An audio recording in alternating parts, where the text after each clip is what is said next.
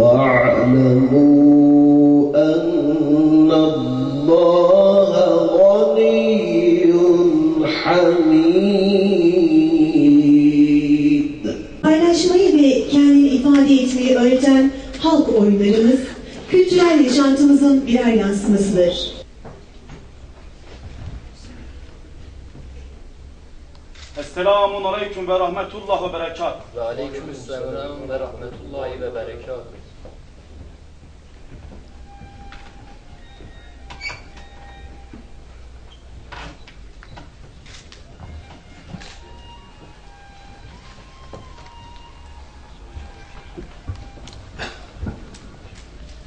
Üstadım, hal mesele şöyledir ki, esnafımızdan bir mümin kardeşimiz, ustasının yanında çalışmış, yıllarca emek vermiş, hizmetini ora geçirmiş ve şartları yerine getirmiştir.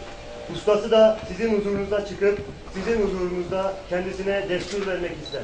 Ta ki o vakit şeriata, itaatle bağlı kala, hak yolundan, doğru yoldan ayrılmaya. Efendim, bu sadıklar hakkında ne buyurursunuz? Âlâ, münasip, buyursunlar.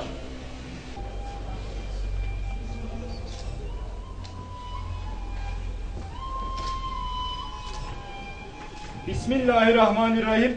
Elhamdülillahi Rabbil alemin. Allahu Ekber. Allahu Ekber, Allahu Ekber. La ilahe illallah, Allahu Ekber. Allahu Ekber ve lillahil hamd.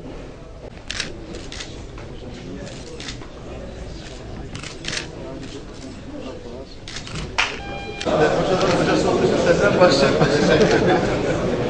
Hocam diğerlerini